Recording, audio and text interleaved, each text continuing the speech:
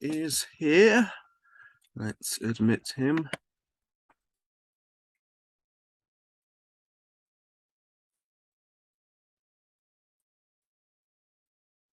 Oh. Hello. Hey. So, I think the first thing that my viewers want to see is, of course, you doing a Megaminx solve. So,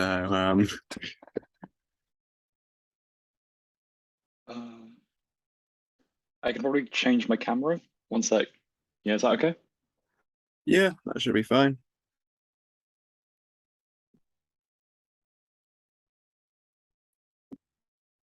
Right. Yeah, my desk is a mess at the moment, but Okay, let's move that down there so you can see the scramble. You can scramble Megaminx way faster than I can, but that's kind of expected.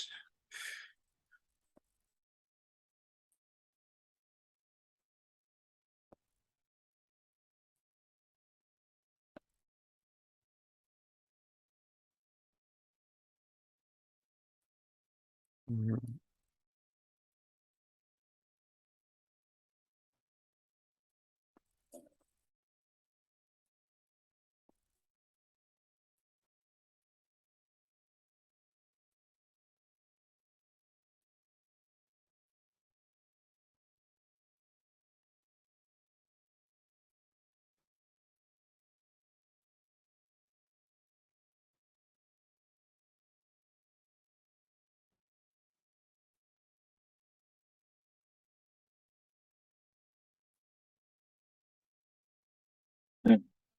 Not the fastest, but still okay.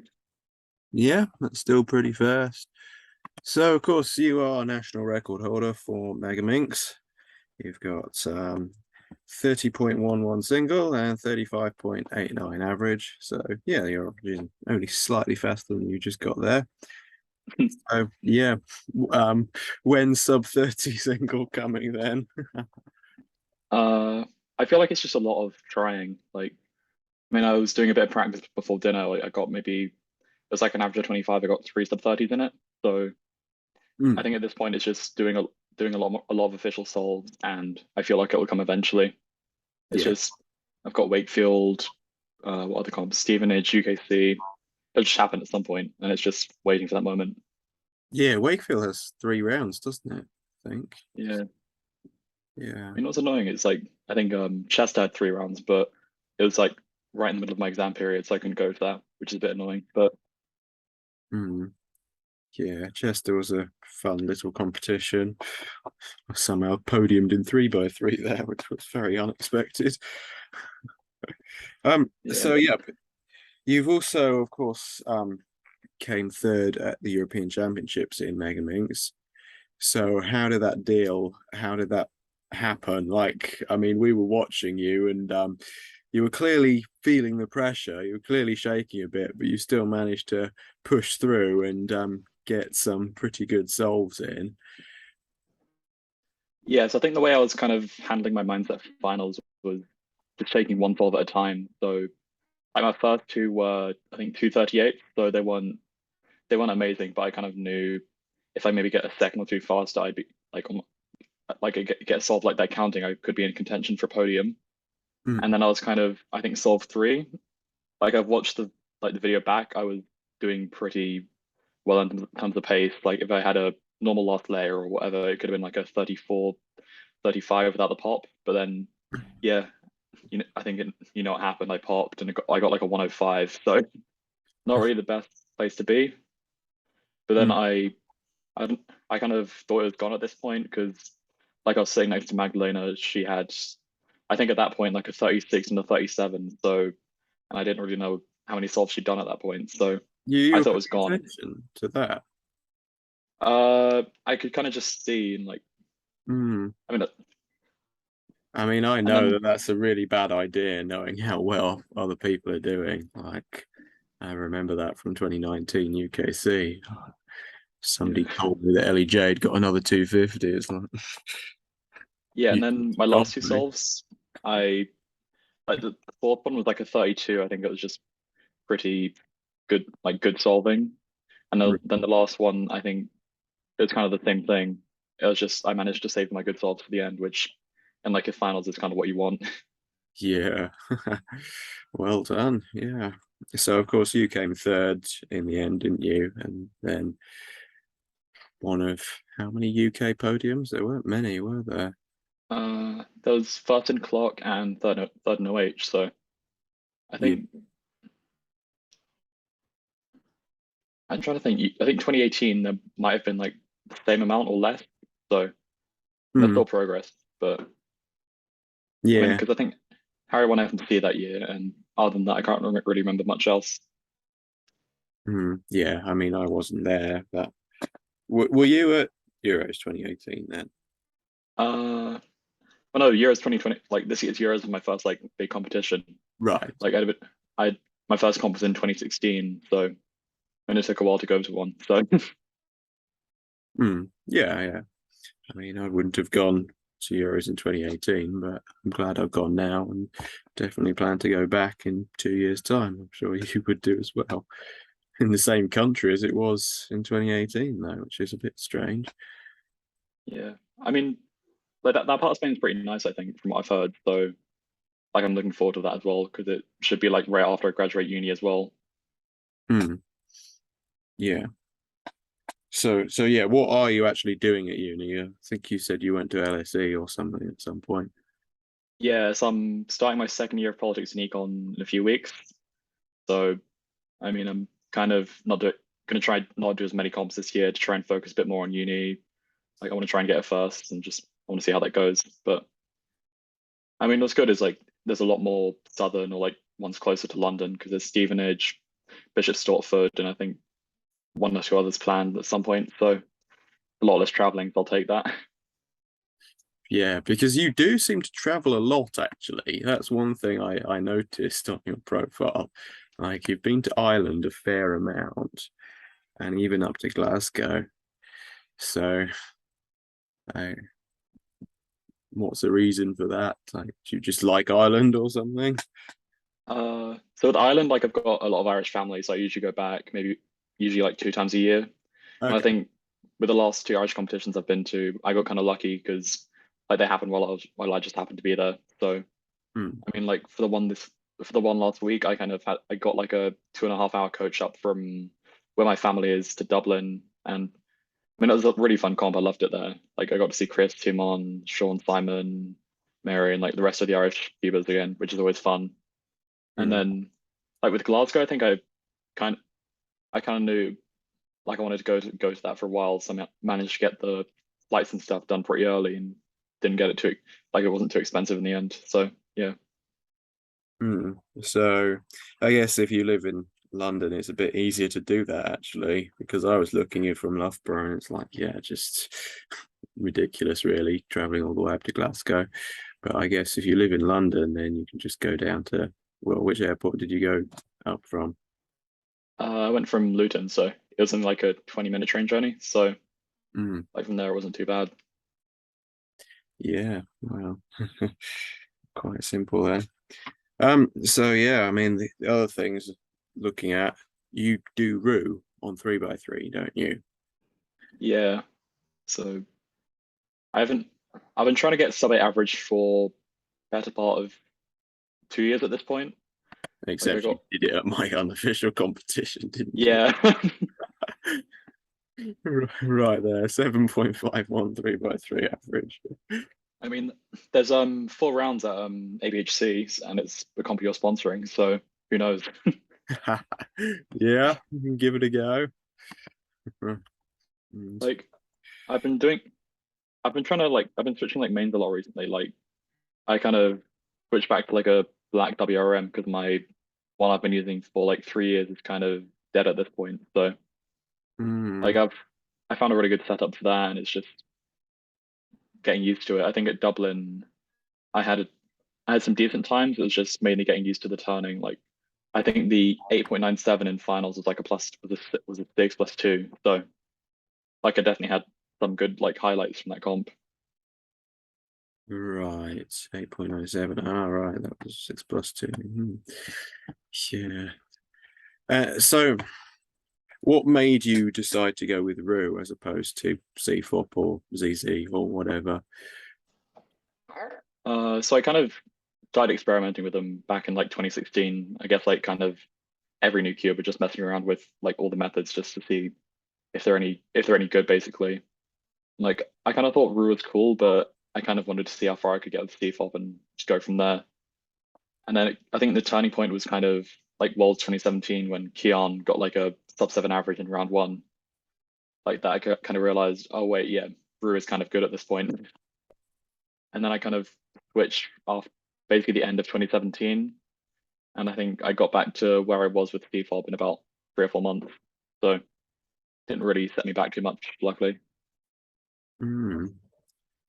Yeah, because it is interesting watching you and other high-level Rue solvers. Things like last six edges, just oh, it's solved to me. That's kind of what it looks like, especially watching that 7.51 average. You get to last six edges, and then suddenly the cube's solved, and I lose track Yeah. of what happened.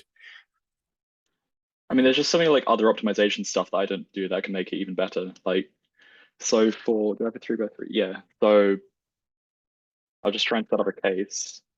But for something like EOLR, what you can do, so like the second step of logic edges after you like orient all of them is like solving these two edges. So you Hmm. can basically solve the cube with stuff like M2U to M2U2, stuff like and stuff which is like really easy to TPS spam.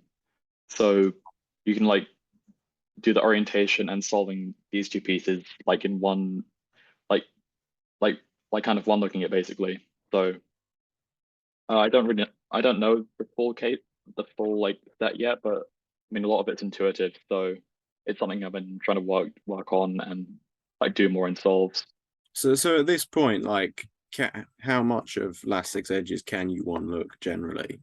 Can you just predict everything, or I mean, so it's usually three look. I mean, apart from the like easy EOLR edges EOLR cases where it's like two look. I mean, I don't really think one look last six edges is like ever going to be like possible. I mean, I kind of say that in one look plus layer is or kind of technically a thing now, so you just never know. You never know at this point. But because I mean, I presume it's six edges. So how many cases would it be? Do you know? not sure on the math, but like there's at least yeah, I'm not really sure, but I think a lot of it a lot of it's really close to move optimal what you do with Rue in terms of like how you orient and move them around. So I don't think it would give too much of a benefit, like because it's so like it's like really TPS spammy as well. So like with something like one like last layer, it's kind of you can see the benefit there in terms of just doing one alg, but on last six edges, it's just very optimized that it doesn't really make as much sense. Hmm.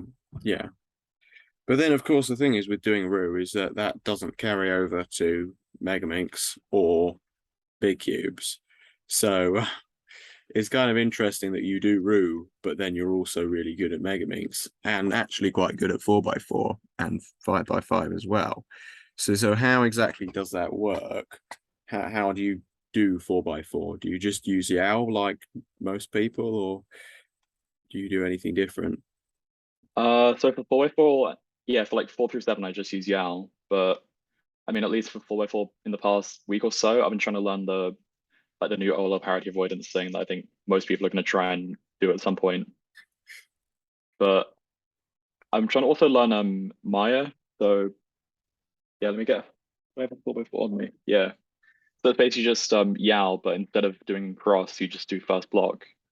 And it's like Hmm. you can do it rotationless if you do end slice edge pairing, and like the recognition's not really there for me, but I think it's probably better than doing E slice, like for Rue at least. So I'm going to try and do that a bit more. And Hmm. then like the other end by end, like I do like a lot of cross solved practice, like 3x3 scrambles with like my 3x3 stage. I mean, because I kind of noticed about a year ago, I was sometimes having like 20, 15, 20-second like 3x3 stages on like a 5x5 solve. So I kind of realized I had to improve on it. Hmm. So I mean, do you just know full OLL and PLL anyway then? I kind of like I know most of it from when I did use CFOP, and then there's a few like COLL that I do not that are basically the same like same algos as CMLL that I do Yeah. that I can recognize sometimes. So Hmm. it's not too bad. How many of them are the same then? Uh, I mean, I'd say about half. Like there's some cases. So like this, actually that's not the best example, but so this so the way you'd recognize this for root, for like root at least, is it's like like a soon corner case, but it's you do the hedge or like inverse ledge, do a U2 and then insert the pair. I mean that's just a normal OLO case, but obviously you can't do that for like CFOP or because you've got all the edges solved. So yeah. I mean, I do need to kind of go through them and just learn them at some point because it'll probably make a bit of a difference. But Hmm. I'm kind of And then doing that stuff in also other events. carries over. I mean, if they may mess up the cross, but they might work as OLLCPs in some cases as well. Yeah, like I think trying to think. I haven't really had many of those cases in like official solves or I've done like OLLCP, but Hmm. I have had like a few. I mean, what I did have one solve at Dublin was one of my like I've been kind of learning a bit of three style recently. So I did have a like com case that came up during one of my 505 solves that I was able to do, which was cool. Hmm. So I presume you are looking at improving this three blind significantly then if you're learning three style. Yeah, like I think I can maybe learn it by UKC. It just depends on how my like focus is on other events. Like I'm kind of halfway through corners and I think edges, some people have learned it in like 3 days, but being realistic, it'll take me about like 2 or 3 weeks. So I think learning like knowing full three style by UKC is a like realistic goal. So I'm going to try and do that. Plus, I mean, I've wanted to get into three blind for a while. So, I mean, if I'm doing it, I might as well go the full way. Hmm. Yeah, that makes sense. So like when you at Euros, what were you doing? Were you just doing M2OP then? Yeah. I mean, started, I kind of got really serious into like learning it like the week. I kind of took like a week break after Euros and then just got very serious into learning it, like learning one set a day. But then I kind of realized, then I kind of just enjoyed my holiday. So I didn't really have as much time to do it. So I mean, Hmm. I need to get back into it at this point and then hopefully finish it because I mean, it would be cool to get like a few. I don't really see myself getting NRs, but maybe like a podium here or there would be nice. Hmm. But then, yeah, these days you have to get down to like 30-second averages really for that, don't you? Yeah, Lots of good people coming to UK comps at the moment, yeah. especially. I mean, yeah, we've got Ezra Hershey in the UK as well, and then we've got Christopher Like Morris Meng, in like Stoke. Meng Fei, Ben Stokes, Chris Morris, Charlie Harrison. I think Daniel Partridge is even learning blind at this point, but so it's Yeah, getting competitive. yeah. I mean, how long until he overtakes you in summer ranks anyway? I mean, I don't look at his results in Lincoln, but oh wow, yeah 15th now. Jeez. Yeah, so you're ninth at summer ranks, aren't you? So looks like 2x2 is your worst rank at the moment. Yeah. What's annoying is I plus two'd out of a PR average at Dublin as well, so I could have gone down a few ranks there as well. But Mm. I mean, like I think with two by two, it's just kind of luck based, a lot of Oh, it. So it's just waiting for like a nice like scramble set to come up and then just doing well on that. I mean, it's absolutely ridiculous that I'm top 100 in the UK for 2x2 average, but it happens. That's the thing. Yeah, And then, yeah, single, of course, you're slightly lower down, but still 2x2. You just need to, yeah, to be fair, this is why you should compete more, I guess. yeah. I mean, I mean, actually, to get another six mover to come up and then just not mess it up again. Like because So what's that there six was move? one at Dublin, and basically it was something like I forgot the exact. Actually, it's probably on WTA now, but I'll find it. Uh, It would have been Scramble 3 in finals from Dublin, but Dublin Open Sunday. Yeah, of course. Scramble 3 in the finals. Dublin. Right. Right. Let's try that. There is just one group, right? Yeah. yeah. So if you You two. Oh yeah. That is pretty good. Right, yeah. So I mean, in case anybody wants to look at this, of course, yeah. So you've got a whole block solved there. So it's just you two, and then insert the corner, and then you prime. So that's not like a difficult one to everybody's going to have noticed that. So I presume loads of people are doing really well at that. like, because I think it was kind of just um, it was only Scott who got a sub one on it, I think. So like he got Irish on our single, which is really cool.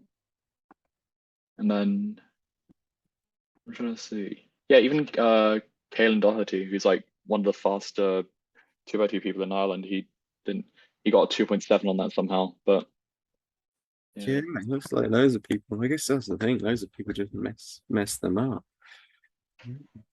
Because surely anybody would have recognized that. But yeah, I got,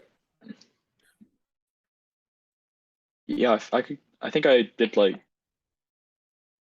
I can't even remember what I did at this point, but I mean that like if I compete enough, there's bound to be like another five mover or something that'll come up, and then I can just get something good on that time. yeah, maybe next time if I ever get a solved layer, I might actually know the ZLL. Unlike what happened at Euros. Actually, were you in that group as well with that? With I'm that trying to. solved layer? I think Ed was, but Hmm. or that might have been Scube. It was a solved layer and it was a soon CLL, but of course I don't know soon CLL, so didn't even. I tried to predict where the JPAN would be, but I think I got it wrong. Was it Ed? No, I'm trying to. Like, there's someone at our table who was in that. There's someone else at our table who was in that group. I'm trying to remember who it was, but So you're yeah, 20th in the UK for clock singer, which is 288th in the world. But you're yeah. 20th in the UK for skew, but that's 987th in the world. I I mean, didn't. Clock's just a fun event at it. Like, I mean, UK's just got a lot of very good people at it, so Yeah. it's just. I mean, I'm kind of at the point where I kind of want to go for like sub 7 average at some point, but yeah, like I think Dublin, I had some decent turning. It's just like the round one scrambles, like the scrambles in my group were pretty nice, and I didn't really mess them up like that much, so I was able to get a good average. Mm. Yeah. Yeah, it's interesting. You don't really do clock, but I see the thing there. And then, yeah, your other good ranking appears to be 3x3 one-handed, which is kind of obvious if you use Rue. Like everyone who uses Rue seems to be getting really good at one-handed these days. So Yeah, I guess that's just lower move count and table abuse. Is it? kind of. Yeah, I mean, plus like people like Farmy or Nicholas Hart are just insane with their like OH turning as well. Hmm. Like I haven't really watched much of his solves, but I kind of remember in Euros finals, I just couldn't really believe like his turning as well. Like especially during last six edges.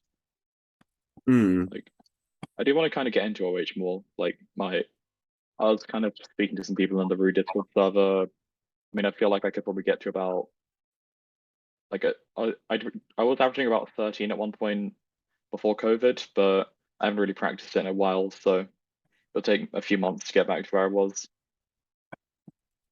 Yeah. So I guess I haven't really ever looked at this, but of the top. So yeah, they all use. So it is the top three all use Rue, right? And then five that use CFOP, I presume. And then yeah, Yeah. move any further Uh, down. I don't really know Aaron Marek, but I think Alex Yip switched to Rue at one point. Samir, I think, has always used CFOP, and then me and Alex Lau. Like I remember at the first shot, and I couldn't really believe like I got sub him for average because he was, especially at my first few comps, it was just insane to see him turning with Rue.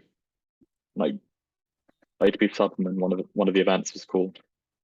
Mhm. I mean, didn't he quit a long time ago?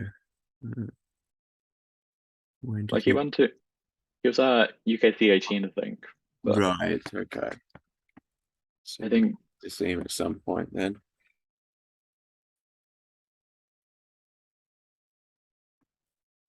yeah. Yeah. Like I suppose like I've been using like a lot of his example solves, like mine improvement the past few weeks. Like his solutions is still basically what most people do nowadays. It's just sometimes people do like they sometimes do like U-wide moves instead of like a D from a different angle. So it's just I think the turning's a bit like the turning's evolved a bit more with the hardware, but like on like efficiency level, it's kind of stayed the same. Like it's basically just still block building. Okay. Yeah. Yeah. I haven't really looked into how Rue was developed because I don't use it, but it does make sense. And then yeah, the other thing that you seem to have a very good square one single. So yeah, how did that happen? What happened Yeah, there? so at Western there was a like I think 11 slice scramble that or like 11 slice solution that I did that I think all the fast people in the group did because I think Charlie and Georgia were in that group as well, but they did it from like the normal angle, but I did like a weird angle for it, and for some reason that didn't give parity, and I just it was a CO skip, M2, CP skip, and then like just edge for EP. So like it's probably one of the luckiest like ones you can get. Mm, interesting. So yeah, I mean, you do square one reasonably well, but not quite NR2 for average. Um, is that something you've put any sort of focus into, or? I mean it's just a lot of algs, and to be honest, like I don't really want to do that too much. Like I'd say I lean more towards the events where it's more focused on efficiency and just finding cool solutions for stuff. But with Square One, I feel like the way it's going, it's kind of you have to know full full CSP, full OBL, full PBL at this point for like getting records and stuff. And that's not really something I want to do. Hmm. So what do you actually know for it then? Moment. Uh, I think I studied like Scallop Kite, and then I there's a few EO algs I don't know, and then I think I know maybe like 5 or 10 like EP algs, but that's kind of it. Right. Okay. Not much for getting 12 seconds. Interesting. And then yeah, you are decent at 5x5, but then not so good at even bigger cubes. So I Yeah, guess you said you still use Yao for 5x5 and plus. like for I think 5x5, it's kind of been the event that I've like practiced the most in the past month or so, aside from Mega. Like, and obviously, I got some pretty good results at Dublin, and I'm hoping to get like maybe a sub on average at like ABHC, and then I'm going to try and go for like podium at UK Champs this year, but it just depends how like everyone else does. And then with like 6 and 7, um, I don't know, it's just a bit. I don't. I did practice 6x6 a lot in 2020, but like with 7x7, like I've never really liked the hardware too much. So I'm hoping at least the Alpha WRM is going to change that for me, and then like I have a sudden like urge to practice 7x7 more. But I mean, I'll just have to see what it's like at this point. Yeah, I am liking the Alpha WRM. In fact, I've got one in my pocket right now. But yeah, it's pretty good. I'm not entirely sure whether it'll beat the MGC. The thing is with 7x7 is you think, well, yeah, the pressure doesn't matter, and of course it doesn't matter as much. But like I had it again today where I was on edge parity, so I had a parity case at just under 2 minutes. And of course, what did I do? I had a slow 3x3 stage, so I Oh didn't no. unofficially beat NR, but that's of course what happens. I looked at the timer and saw it was just under 2 minutes, and yeah, of course, gotta just Yeah. not look at the timer, I guess. That's the thing. I I mean, I still do that all the time. I mean, just all events in general. It's a habit I should really get out of, but I don't know. I just haven't got down to it yet. Like I've had on a few cases in Mega where I'm on pace for like a good time, like 31, 32, that sort of region, and then I just look at the timer and I just mess up. Hmm.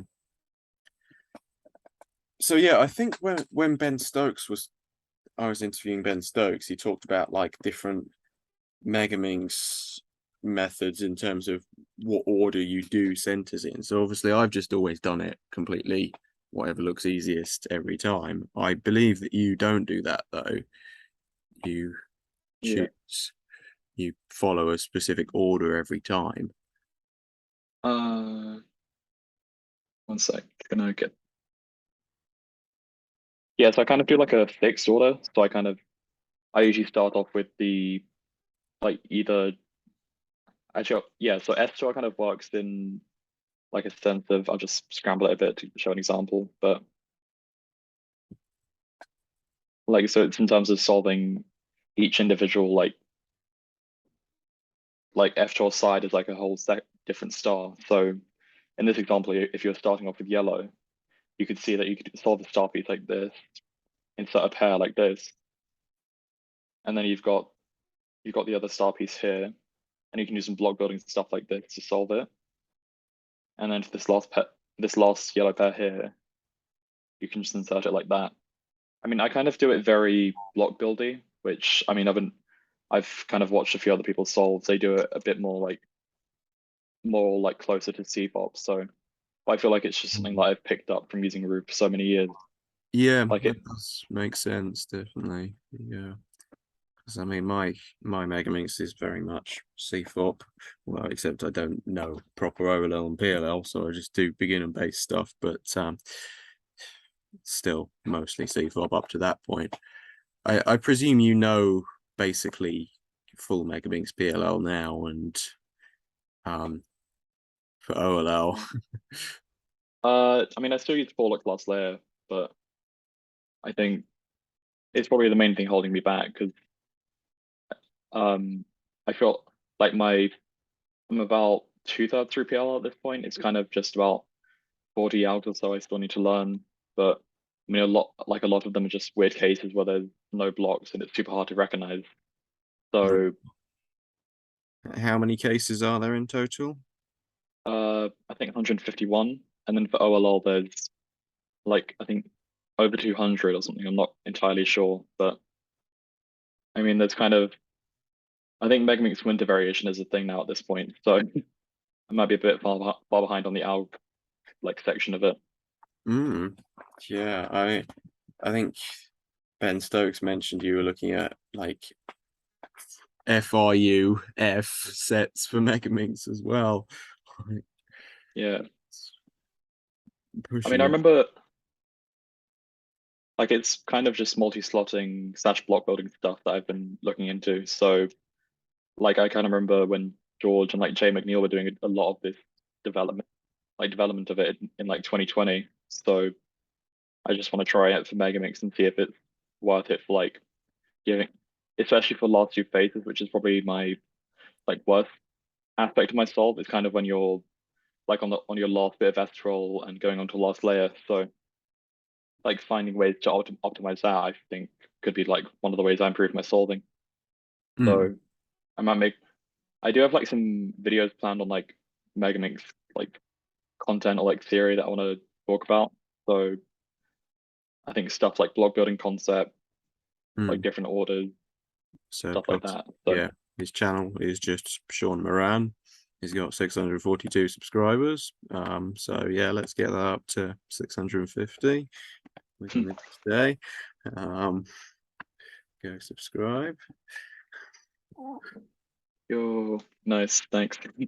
There we go. You got 643 now. So yeah. So I should also ask, how many Megaminx solves do you think you've done in total? I mean, I've been kind of maining Megaminx for 4 years at this point. So if I Mm. had to average it out, I'd say maybe when like 15, 20 solves a day, because there's obviously days where I've done like an average of 100, days where I've done like no solves. So Mm. I'd say like 20 is like a good average. So 20, so what is that? Like 365 times 4 times 20. I So see that'll be that. like 30,000. Jeez, I didn't realize that. 160 times 20 is, yeah, 29,200. So yeah, I mean a lot, and a lot of scrambling obviously as well. Yeah, how long does Megaminx scrambling take? Like there's some people who do it as like an unofficial event for fun. Like I know like the world record's something like 14 or 13 seconds to scramble it. So I might go for that if I ever feel like it. But yeah, Yeah. Well, this is one of the things I think I had to help scramble Megaminx at one point. I kind of realized, well, actually, I'm not terrible at it. I can do it. It was surprising because I thought, no, I'll be useless at it. But actually, it's not that difficult to scramble Megaminx. In fact, arguably, it's probably easier than scrambling a 3x3 because there's only 3 different moves. yeah. Plus, like you don't have to get it right, so gives you a lot of Oh leeway. yeah, you don't have to get it right, do you? What do you think of that? I mean, people are world record for 5x5 is higher than Megaminx now, so you have to get 5x5 right.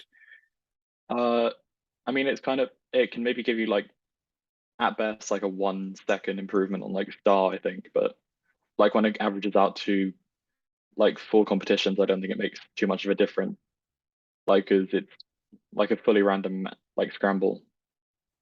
Like, and even if you do like a D prime instead of a D move, like you do maybe what is it, 4 times, 5 times 8, 40, like 40 of those 40 D moves like in a scramble. So it kind of cancels itself out. Hmm. Yeah, it's just random sets of R's and D's with a U at the end of every 10 moves, isn't it? Quite a weird way of scrambling, but that's how they do it. Right. So one thing I wanted to ask you before I finished is, what's your favorite breakfast cereal? Uh, I'd say Weetabix, but probably a controversial take. I mean, that's what I have every morning as well. So, Oh, good choice then. okay. And I guess it is less than 1 minute left. So, anything else people should know or you want to say before it gets cut out? I presume I'll see Uh, you at Cheltenham and Wakefield, but yeah, like Theo at ABHC, Wakefield, UKC, Stevenage, hopefully, or maybe the blind off in October. I don't know yet, but yeah. Thanks for listening, and yeah. you'll be there. Solving Megaminx is pretty fast. Right. Well, thank you. All right, Yeah. thanks. Tomorrow.